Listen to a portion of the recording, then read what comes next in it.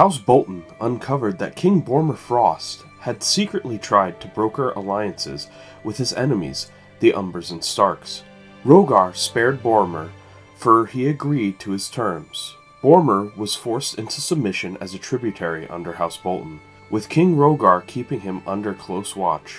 War soon erupted when the Umbers, backed by King Rickard Stark, marched on the Boltons, who had the Locks and Frosts by their side. The fighting ended in a bloody stalemate, costing thousands of lives.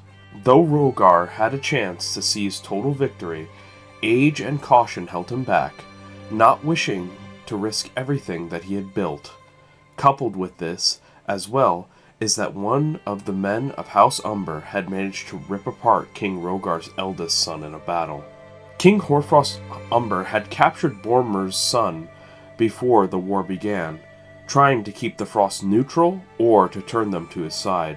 But the boy was beheaded at the war's onset as a result of the Frosts being forced to join the Boltons.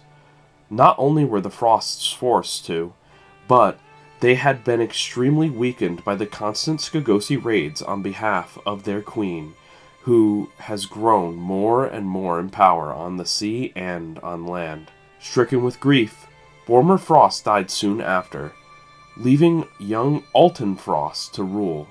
In time, he will likely fall under King Rogar's vassalage. King Rickard Locke, the Skin Changer King of Keystone, and his bears killed many during the war with the Starks and the Umbers on the side of the Boltons. Though he eventually succumbed to drinking, dying of alcohol poisoning not long after the war. His son, a bastard born of Bolton blood, now wears the Locke crown, and both the Frost and Locke lands seem destined to be fully incorporated into the Bolton's realm.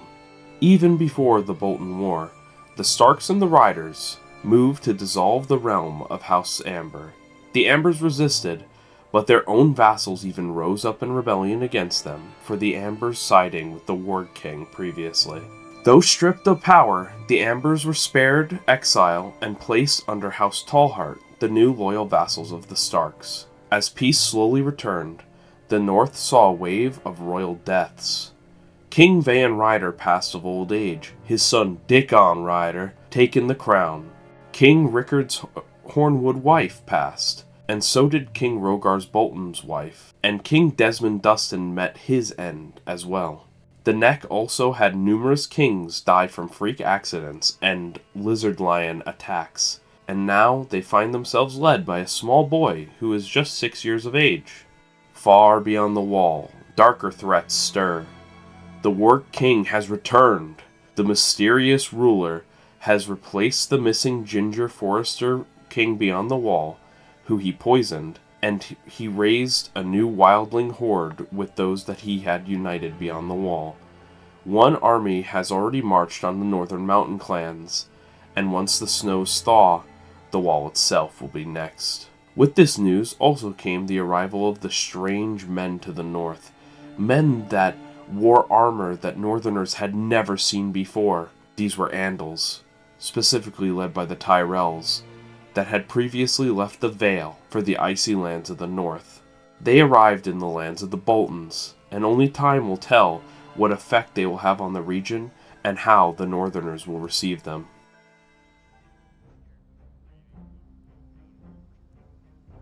After a brief moment of peace, the Vale has once again plunged into war. The Andal invasion of Redfort, led by King Kyle Corbray, King Aladar Arryn, Sir Wendell Tyrell, and Lord Samson Moonfell. They invaded hoping to carve out a new Andal kingdom for Tyrell in the lands of Redfort. King Robar Royce, ever the stalwart defender of the First Men, rallied his bannermen and stood against the Andal host outside the gates of Redfort Castle, with his newfound Andal allies, the Swigarts. The battle was brutal and narrowly won by Robar, but in the end, the invaders were crushed. Lord Tyrell, humiliated by the failure of the campaign, abandoned the Vale entirely. Robar captured the Andal king, Aladar Arryn, executing him and taking his son as a ward to be raised as a true first man in the old ways of the Vale. Interestingly, Robar's victory was not earned by just the First Men alone. Sir Jack Swigert, himself an Andal, led a large contingent of knights and armored soldiers who played a pivotal role at the Battle of Redfort. Some would say that the Royces would not have been victorious without them. In reward for their loyalty, Robar granted him dominion over the mountainous Crown Crest region north of the Arryn Kingdom. This alliance stirred controversy, though, Royce working with an Andal, and it shocked many First Men in the Vale. But with the war over, none could deny that House Royce now stands unchallenged as the dominant power in the Vale, as the seesaw of power continues.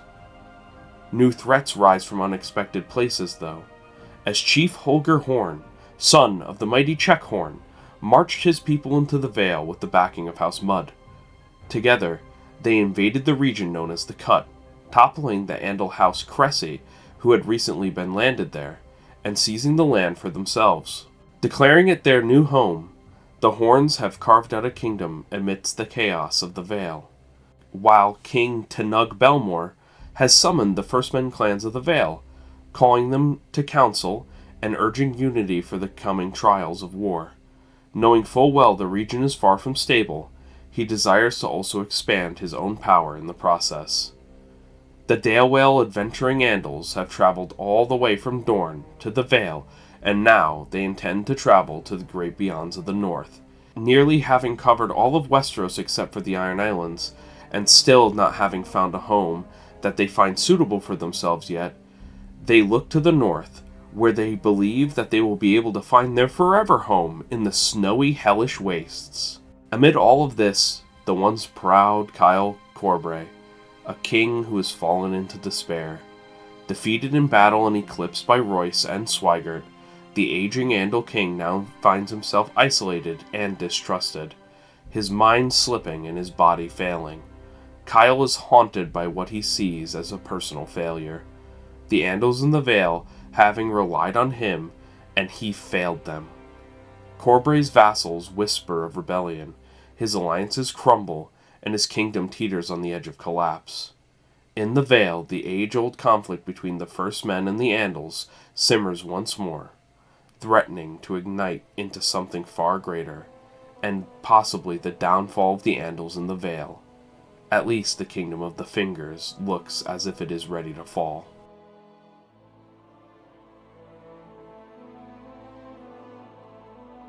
After 10 years of peace, war returned to the Riverlands with the thunderous march of King Armistead Vance and his vassals, who launched a bold invasion of the Tully and Blackwood realms, a goal that was previously thwarted by Tristopher Mudd years ago. The once solid Riverland alliance had been shattered as internal fractures widened, chiefly over the handling of the Mutant children, whom Armistead had used as a bargaining chip. The Darklands, offended by the Mudds and Fairings, refused to aid their supposed allies, and in a shocking act of betrayal, Jaime Faring, who desired revenge against the Darklands for words spoken, reached out to Armistead to bend the knee, asking that Armistead attack the Darklands with him. Though Vance ignored the offer at the time, he kept the letter that had been sent to him by Jaime Faring, no doubt to use it at a moment of greater advantage. King Tristopher, the Hammer of Justice, despite the odds, orchestrated the most clever and perfect double strike in the Blackwood lands. As King Armistead Vance's forces were marching, their lines became extended, and this allowed them to be open to being attacked at the front and the rear over miles of terrain. Simultaneous battles began at Green Hill and Waspwood, splitting Armistead's forces in half. With the valiant horned, woolly unicorns commanded by Clan Horn and a host of First Men behind them, it looked as though Tristopher Mudd might succeed at completely annihilating the Andals' invasion.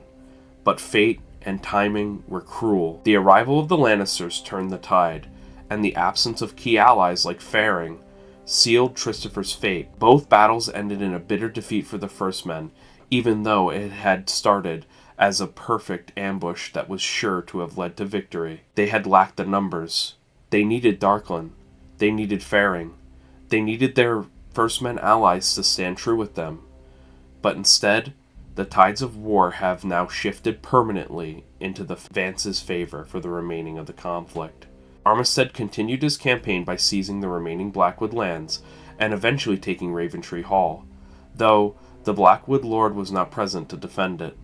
From there, he stood at the doorstep of Oldstones, poised to end the Mud Dynasty entirely. Yet age had caught up with him.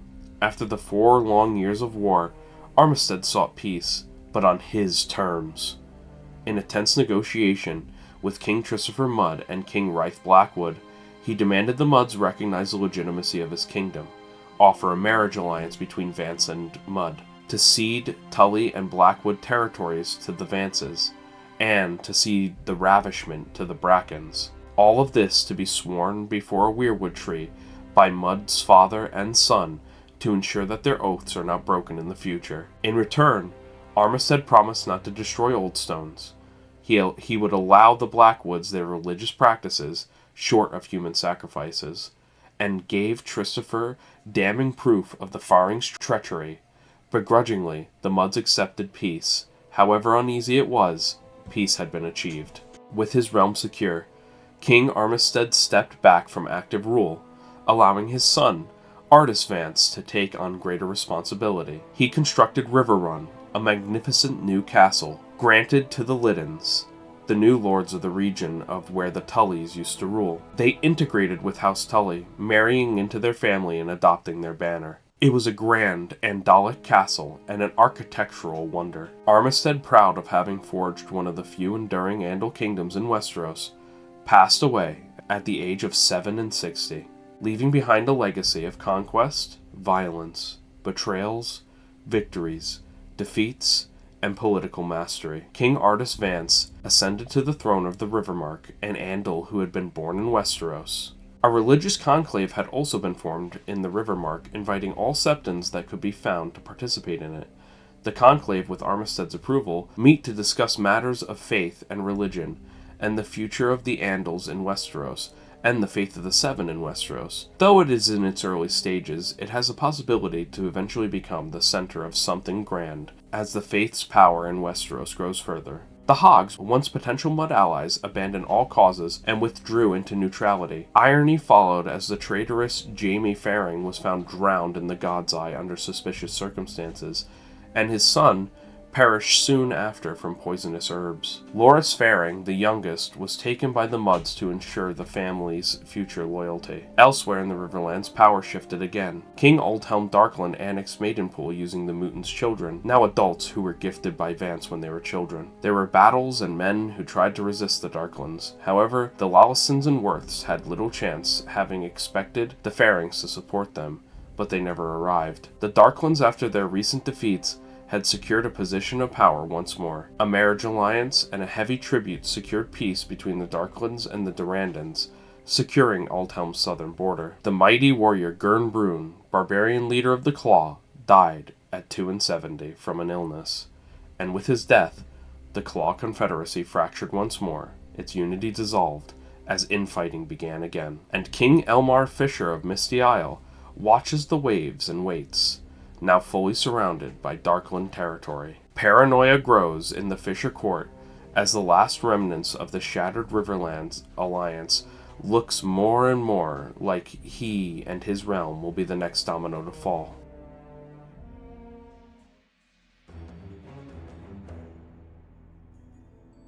The Iron Islands are in the midst of a golden age under the rule of King Euron Grey'iron, whose power has gone unchallenged both at sea and on the rocky shores of his homeland, having added to his achievements the conquest of the Shield Islands, to him known as the Misty Islands.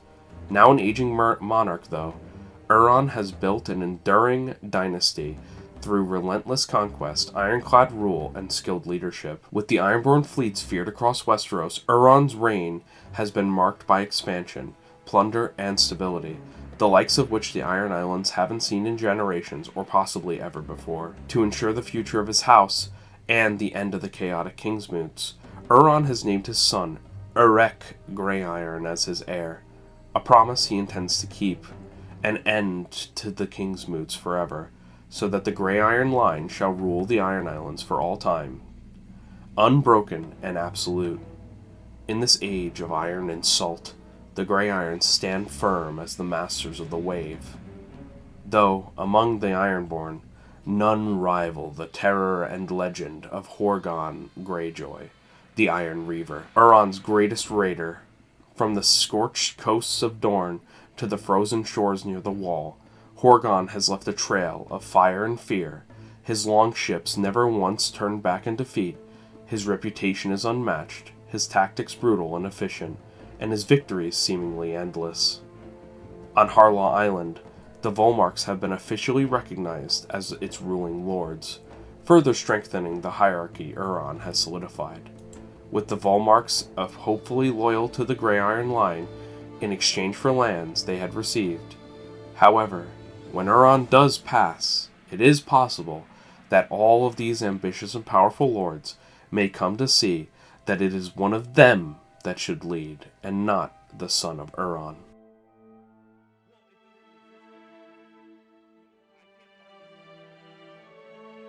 King Tyrion Lannister has carved out a formidable legacy in the West and beyond. After subduing the clans of the Northern Plateau, he incorporates their lands into his realm, forcing them to bend the knee with ease, placing House Lanny as the region's new ruling family. With the Westerlands now more secure than ever, Tyrion turned his gaze eastward and lent his strength to King Armisted Vance in the Riverlands. His timely intervention in the twin battles of Waspwood and Green Hill played a decisive role in crushing the First Men resistance, assisting Armistead greatly, further cementing his reputation as a sharp and reliable military commander and ally. Upon returning to Casterly Rock, Tyrion turned his focus inward. He managed to balance the kingdom's books. He found gold once more to pay for his expenses. Who knew that living in a mountain of gold would make paying for such things easy? The coffers swelled once again, bringing financial stability to the realm long strained by war and tribute. In a bold shift, he also adopted the faith of the Seven, and encouraged his bannermen and kin to follow, holding Lan the Clever up as a saint of sorts, and Lan's holy sept as a holy site. Many converted, aligning the Westerlands more closely with the beliefs of the Andals. His reforms didn't stop at religion and finance. Tyrion also pushed back against Ironborn aggression, successfully repelling raids from the Grey Irons that dared to test his defenses along the northern coasts. Yet not all was harmonious beneath the Golden Lion's banner. Some vassals, traditional in their ways, grew uneasy with the sudden religious transformation sweeping the realm. Tensions have simmered though, quiet but persistent. To add to this unrest, House Risley of the Golden Grove approached to the crown to request repayment of a long-standing debt. Despite possessing the wealth to honor it, Tyrion flatly refused. The move, while fiscally calculated, has left a bitter taste and strained what was once a stable relationship between the two. More horrible still, in the depths of the Banefort, a child has been born in secret, a child to be rumored to have been birthed from a deep one itself. Though other vassals, such as the Rains, seem to feel as if they have been recently overlooked, while Osbert Lantel, believing himself to be cursed after having 7 daughters, takes it as a sign to convert to the faith of the Seven and take on a new wife, a Tarbeck, an Andal. The Crakehals have also become more ambitious in recent years, desiring more from the Lannisters, though all have respect for King Tyrion, and at the very least they fear him. Still, alliances have grown in the corners. Tybolt Lannister, Tyrion's son and heir, and a rising figure in the courts, was wed to Princess Ysilla Vance in a lavish ceremony held at the Rock. Though King Armistead Vance at the time was too ill and aged to attend, his generous dowry of gold arrived in his stead, a symbol of strengthening ties between the Rivermark and the Rock. With coin, conquest, and diplomacy in hand, Tyrion Lannister now stands as one of the most powerful kings in Westeros, his ambition matched only by the long shadow of his lion banner that is cast across his realm.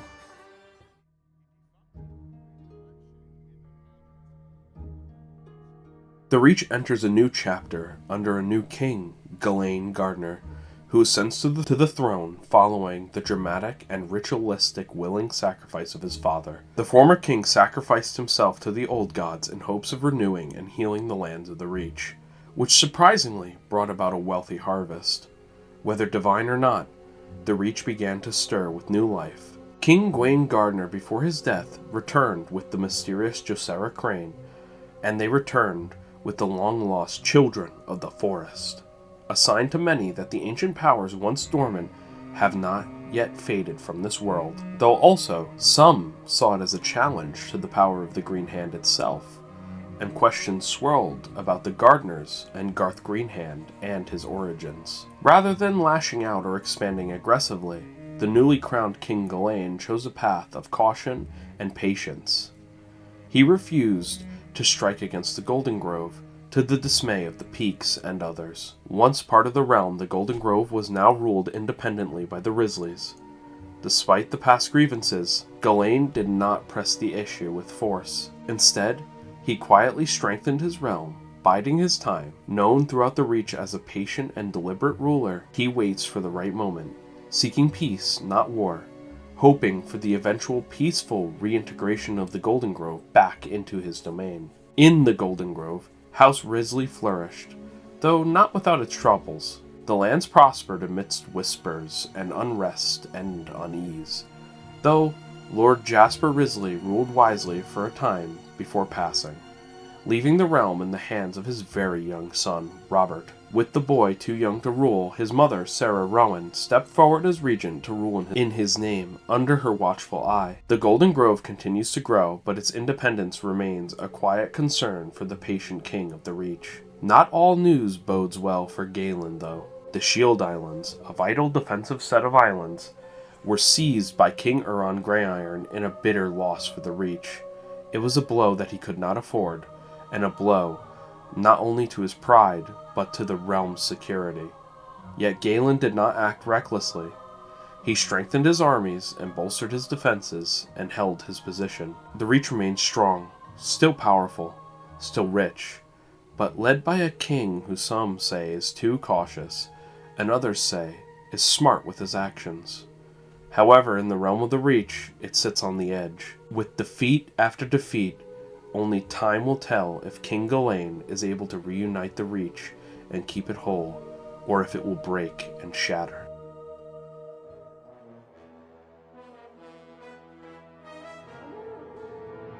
King Carlton Halfhand Durrandon has extended his reach further into the Blackwater, tightening his grip through force and diplomacy alike. His alliance with the Darklands was sealed under pressure, with the crown of Duskendale forced to pay tribute in wealth and commerce, firmly establishing Durrandon dominance in the region. Carlton also intends to defend the lands of the Hogs in the Riverlands from any possible attacks that may come from the Vances, and will mediate between the Hogs and the Darklands before he leaves to fight the Ironwoods from Dorne.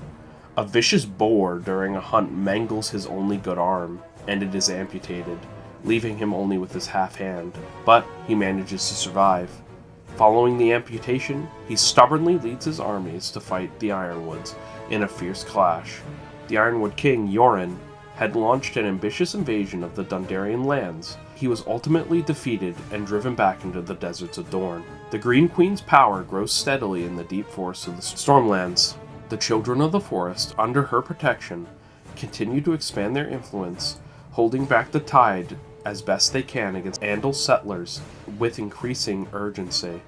While peace holds for now, the Queen knows well that more Andals will come pouring in from Essos, and she must prevent it, and she has begun seeking powerful allies and new magical defenses to safeguard not only the forests of the Stormlands, but all First Men and Children of the Forest under threat from Andal invasion.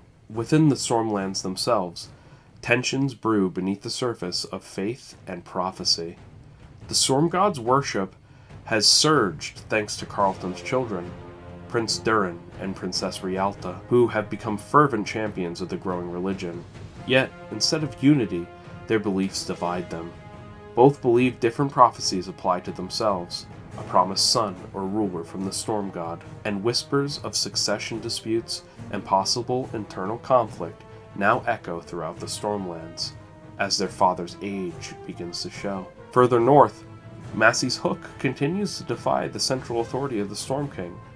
King Pyron Massey rules his domain as a Sea Raider lord, like his father, striking Andal fleets with precision and raiding deep into the Blackwater and beyond.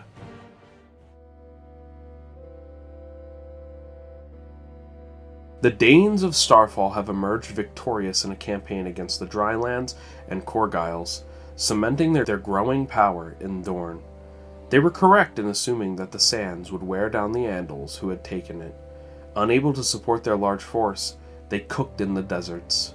In a decisive move, they unlanded the Corgyles after their victory and entirely returned the desert holdings and lands to the traditional desert clansmen of the Sands, restoring a long-lost balance in the southern wastes. This not only elevated the Danes' status among the Dornish, but also earned them the favor of the desert clansmen such as Serpent, Spiny, and others, who had recently been forced from their lands by Corgyle.